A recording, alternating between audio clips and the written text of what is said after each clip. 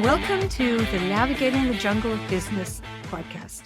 I'm Dr. Fumi Rachel Barr, and today we're diving into the complex world of go-to-market GTM strategies, where aligning sales and marketing can make or break a business.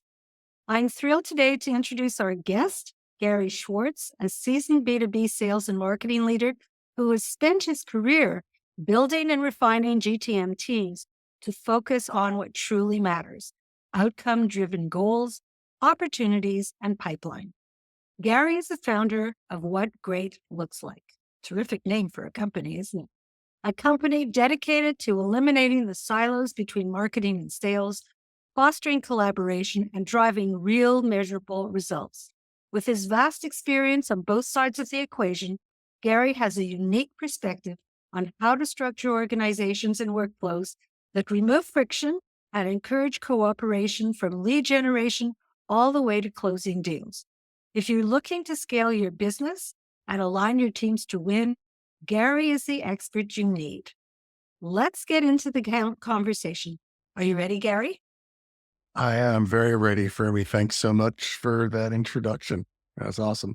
Very ready. So what keeps companies from hitting their sales targets? Well, there's a lot of things that I think keep companies from hitting their sales targets, but one of the biggest ones, and probably the easiest to fix, is a lack of alignment between sales and marketing organizations. As you said, I've been doing this for a long time, and over that period, I've seen so many companies where when they don't hit their targets, the CEO asks her sales leaders what's going on, or not her. I'm going to start again. So as you said, I've been doing this for a long time for me. And when I see companies that don't hit their targets, oftentimes the CEO asks her leadership team, what's going on?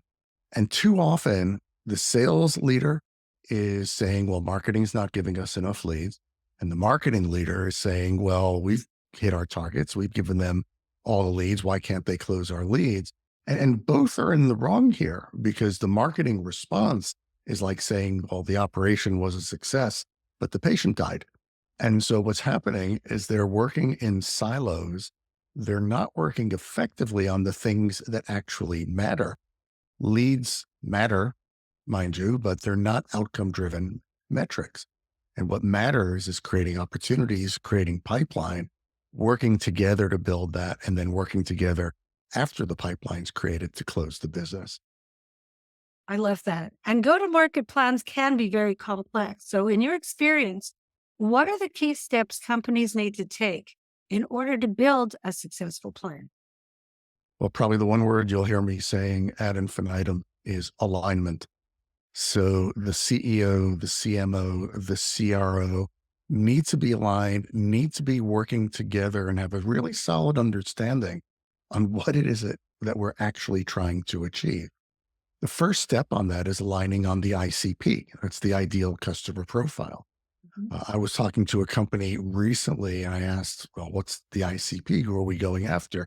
And the response was, well, our ICP is Fortune 1000 companies. Now, it may be that you're looking to sell to enterprises, but early on, when you're looking to hit those targets and build a scalable business, I've had success in focusing that ICP on industries where the company had a lot of success, building a cookie cutter approach to collateral, to messaging, to understanding who the buyers are for a particular industry, going in and dominating that industry. And then you have something that you can repeat and bring in a scaled fashion to other industries. So aligning on who is our target audience is that first big step. Then understanding who the buyers are. Enterprise selling has become very, very complex. Gone are the days when an individual in a function is responsible for everything in a buying process. So there are people in different parts of the organization. Understanding who those key personas are is critical, and aligning the messaging to them. And I can't tell you for me how many times I've heard companies or read their messaging where they talk all about the great things their product does. Well, here's a little tip. Nobody cares what your product does. They care what it does for them.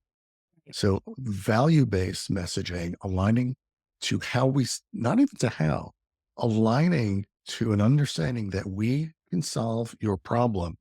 I think the key points are ensuring that people understand, I understand your problem. I know how to solve your problem. My product can solve your problem, and you're going to love working with our team. Those are the key things that we want really to get across. Listening to your customers because they are the ones who react. And so this is part of that alignment. Marketing needs to be hand in hand with sales because sales is the one who hears what the customers respond to, what works, what doesn't work, what really aligns to solving their problems. Once you've got all that, agreeing on those outcomes, start again. And once you're aligned on that, agreeing on those outcome driven metrics, not leads. It's not about how many leads can we give you. It's how do we work together to create that pipeline, to create those opportunities. And in my mind, that's about OKRs, which are objectives and key results, not just KPIs. The KPIs are important, but that's how you understand whether or not I'm going to hit those OKRs. I love that you mentioned OKRs versus KPIs because some positions in a company, KPIs just don't fit. It needs to be, some positions need an OKR because that's when an executive knows that they've reached their targets. 100%. And I think, OKRs are it's going to depend on the company, on the organization size, and on its stage. But I spoke to someone recently who told me, oh yeah, we've got like hundreds of OKRs. And in my head, I'm thinking, if you got hundreds of OKRs, you don't have any. And I worked in a Series A startup about 4 years ago, an ed tech company. At that time, we had 2 OKRs that everyone in the business was driving toward. Those 2 OKRs were revenue Mhm. and utilization of the product. And that company was very mission driven. So it's how many people whose lives we are impacting on the business. Now, each group, the product development group, the marketing group, the sales group, had its own OKRs that had to roll up to and impact those 2 company OKRs. Mhm. And it gave us all a very neat way of focusing. And I think you're right. Even as you go down to individuals further down into the organizations, their OKRs might be leadership's KPIs. Right. But the reality is, how is what I am doing, and everybody in the company should be able to think about, how is what I am doing in my role impacting what we're trying to achieve as a company? Because everybody's got loads of busy work. Everybody's being asked to do loads of different things by different people. But the answer to the question, how is what I'm doing impacting our company goals? The answer is it's not. Then you should have permission to ask and say, is this the right priorities? Are these the things I should be working on? And that brings us to strategy, because strategy, I love strategy. So what organizational strategies serve to reinforce the sales and marketing alignment? It's a great question. And the way that I think about it, and this is true of high growth companies and not high growth companies, I don't know what the right word is, but I think about it. I'm sorry? Slower growth companies. Slower growth. There you go. No. There's always a positive way to say these things. So, but I think in terms of sales velocity, and so to me, when you're looking at a go-to-market approach and a go-to-market strategy, the question again, how do my tasks roll up to those OKRs, which are largely revenue focused? But sales velocity gives me a way to think about what are the components that are going to deliver revenue at the speed that we want to generate it. And it's a simple equation. I studied physics in college, so I love equations. This one is your sales velocity is equal to the number of opportunities created times the average sales value of those opportunities times the conversion rate. That's going to get you to a revenue number. But then you divide that by the time to close. If I can close those deals faster, then I can generate more revenue more quickly. So opportunity count, average sales value, conversion rate divided by time to close. Those are the lenses through which I look at what are we building from an organizational point of view, from a demand generation point of view, uh, from a branding and brand awareness point of view, our customer marketing, because let's not forget, the more we can keep our customers and expand our sales to the customers, that by itself drives growth. There's a term called net retention rate. If my net retention rate is 110%, I'm going to grow at 10%, even if I add no new customers in the course of the year. So all of these things factor into the strategies that we're building. Think about it in terms of the sales velocity. How is what we're going to do going to help us create more opportunities, make them add value, make them close faster, and close at a higher rate? Those are the things I'll be thinking of adding to. And then from a strategic point of view, and I've seen different companies do things different ways. I remember we talked earlier about the finger pointing. You're not giving us enough leads.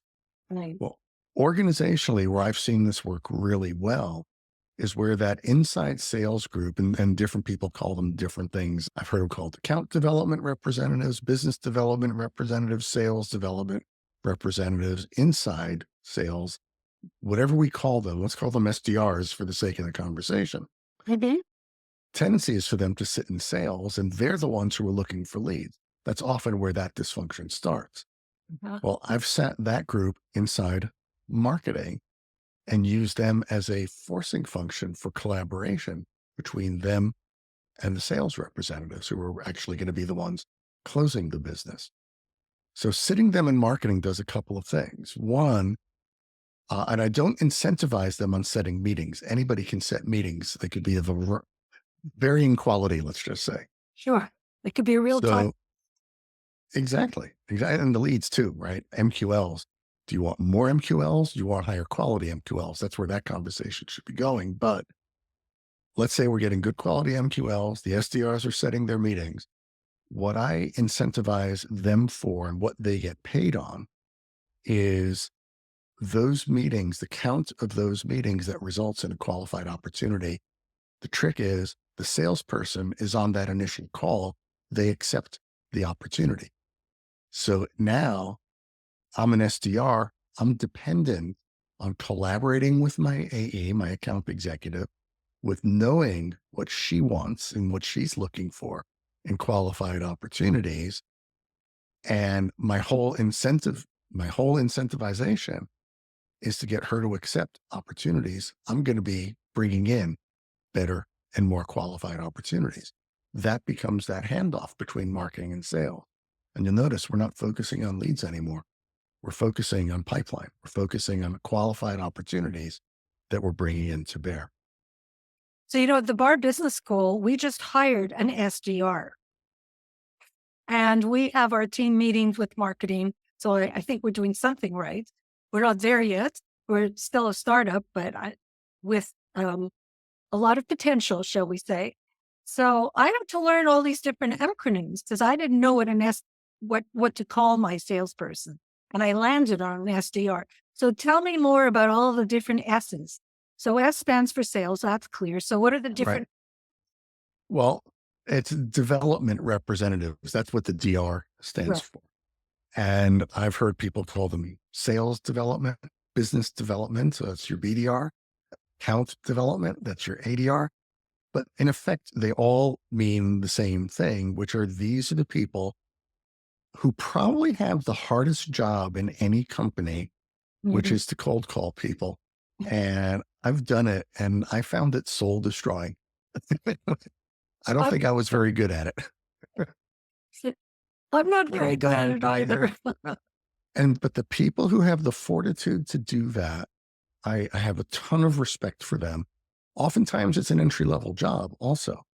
And it's hard. There's no question.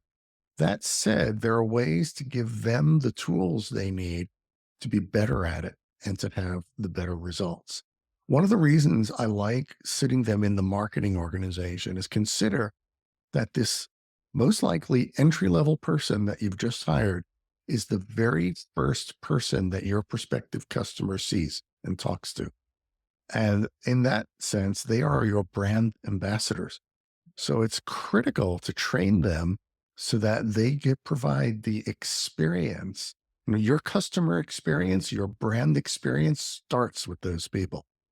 So they need to have a very solid understanding of your mission, of your values, of your messaging that's focused on them, that's not focused on really what you do, right? Focused on them, meaning the people they're calling, and give them those tools so that while they're talking to people about how I can show that I understand your problem and I can solve your problem, they can also learn, are you more likely to be a qualified prospective customer for us? That's the learning they get from the account executives or from your leadership that says, well, here's what makes up a qualified account. Different companies use different, they're all acronyms for me. They're all acronyms. I've Mhm. used BANT probably most often, and BANT stands for budget, authority, need, and timing. In my experience, need and timing are the two most important, right? Do I have a solution that matches a need that you have for your business, right? Without that, we really have nothing.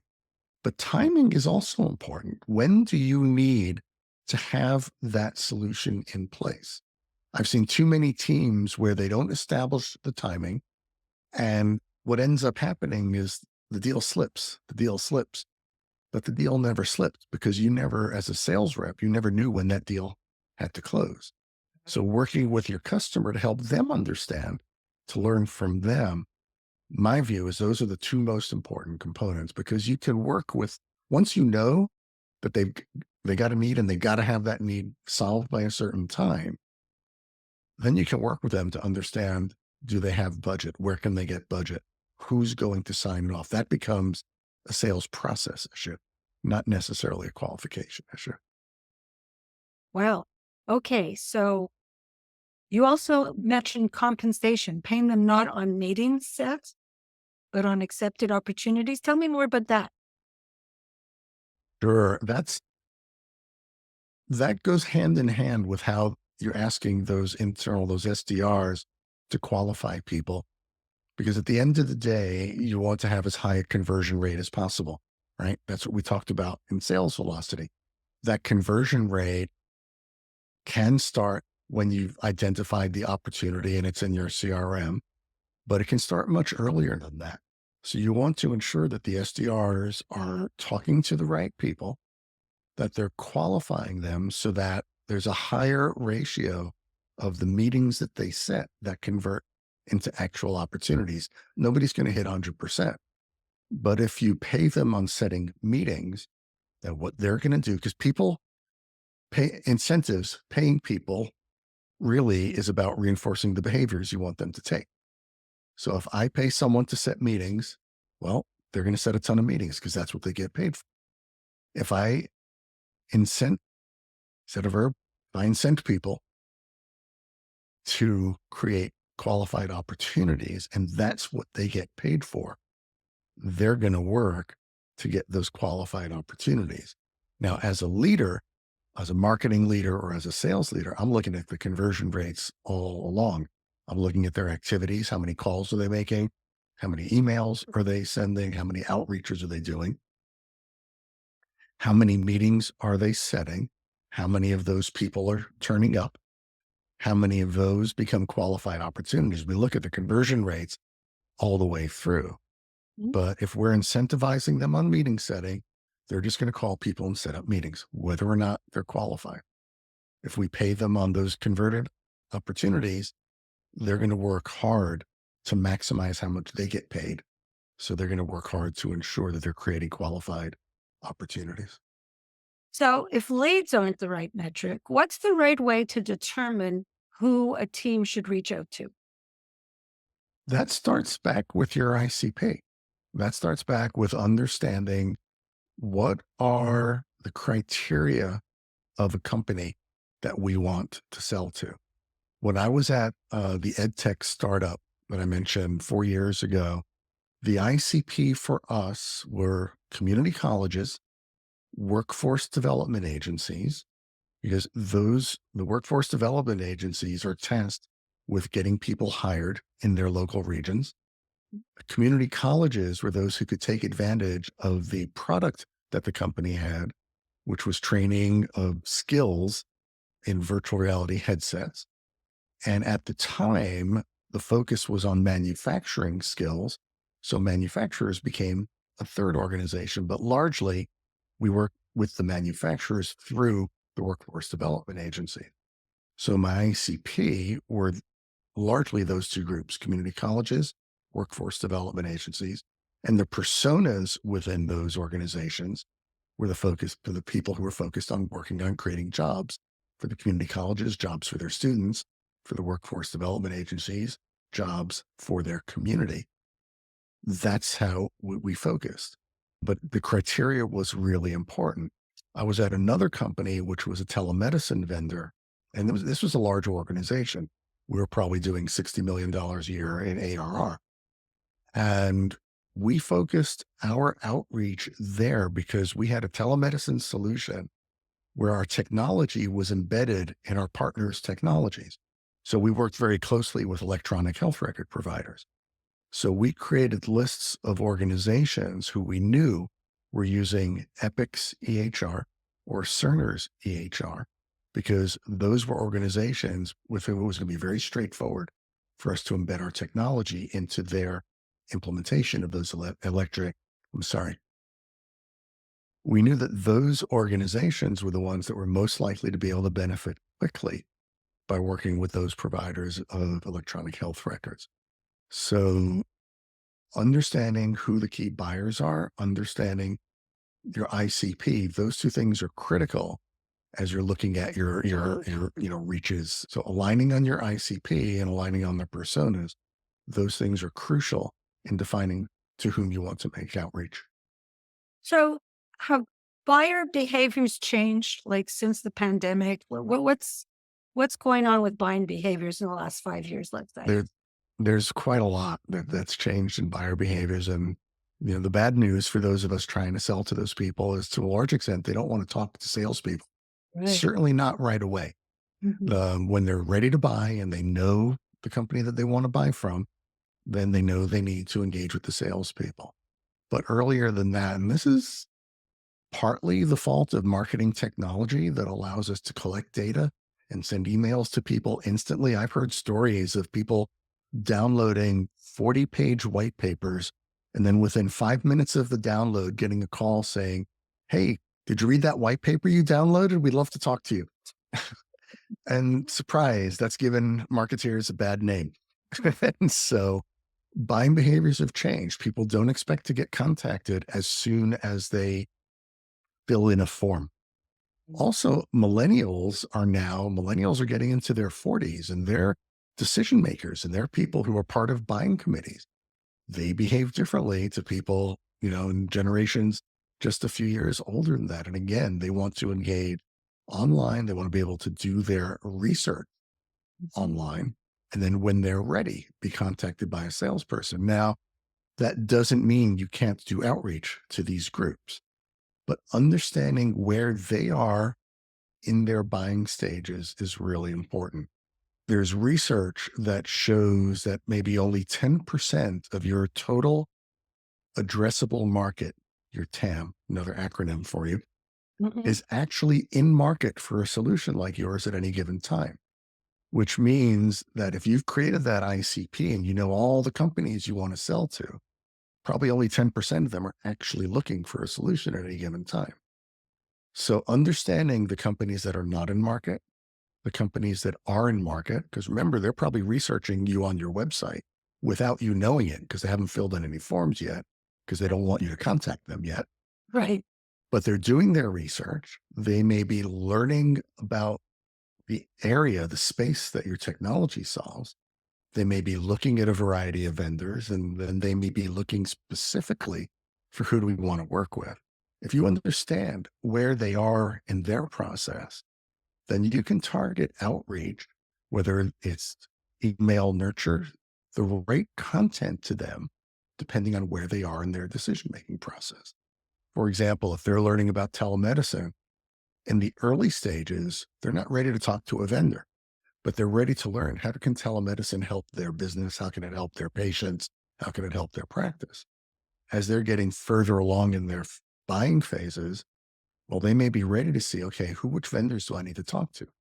Well, then you might be able to say, here's what some customers have had to say about us, right? So share success stories, or here's some comparisons between us and other vendors to try and get you in more of the driver's seat. So adjusting your content to where people are in the buying stage, that could be automated through email nurture, or that could be how you have your SDRs do outreach to them. Those are ways to approach different types of buyers as they are today. Because in the olden days, the olden days is not that long ago, mind you, we would read all the email that we would get when we signed up for stuff. Today, you get inundated with those emails and people are likely to ignore it if it's not what you're looking for. So as a marketer, as a seller, recognize where your buyers are, send them content that's relevant to where they are in their buying process. You're more likely to get the outcomes that you're looking for. And this is where thought leadership comes into play in social media for those people who are just in the early phases of research, trusting 100, trusting the giver of the information. 100%. I'm sure you're very similar to me in which, all of these sellers are trying to contact you, right, to buy their material. How often do you get a connection request on LinkedIn from a person with that SDR or BDR title, and you accept the request, and the first thing they do is to say, Frumi, thanks so much for connecting with me. I've got just the product for you. Can we arrange a meeting? Which is the last thing they should do. I know. It's my pet peeve, actually. I don't even know you yet, and you're selling me. Who are you? Exactly. And so the guidance that I give my SDRs is make the connection, because these people are in our ICP. They are the target persona. Oh, When they connect, don't send them any messages, but post to your LinkedIn feed the right. thought leadership material that you were talking about, so Mhm. that now I'm in a very soft sell, not even a sell. It's I'm giving away content that's going to help them make the decisions that they want to make. And I'm not asking for anything in return. And even that first bit of outreach that I might do might reinforce that. I might say, hey, Frumi, great to connect. Just wanted to share with you this research report. I think you'll find it really interesting. Let me know what you think. Leave it at that. You're not asking for anything in return. You're not asking for that meeting. So two things are happening. One, you differentiate yourself from everybody else who wants Mhm. to get that meeting straight away. Right. Because remember, they're only paid to make meetings. They're not paid to make qualified meetings. Yep. But since you're paid to make qualified meetings, now I'm giving you something that's of value, and I'm building that trust relationship that I'm not just here to sell you stuff. I'm here to solve your problem. Then a few weeks later, when you've seen the content and you're continuing in your buying process, you're going to be saying, that guy Gary was actually really helpful. His Mhm. company actually does stuff that might work for us. Yeah, I'm going to go get that meeting now. So it completely changes the dynamic. Exactly. So, what's the best approach to find those companies that are in market, as you call it? Well, there's kind of a double funnel approach. And the way that works is I built my ICP. I know who my target audience is. I know who the target individuals are. In the right way, as we've described, we're going to have our teams doing outbound outreach to them. At the same time, a lot of those people, without telling anybody, because they're not filling in forms, Okay. they and their colleagues, if they're in market, are going to be all over my website looking at white papers, at customer success stories, at data sheets, at the blog, at different web pages. And that ICP is going to distinguish itself by the people who appear to be actively looking, because they're the ones all over the website, and the people who are not. Once we do that, there are loads of tactics that we can bring to bear.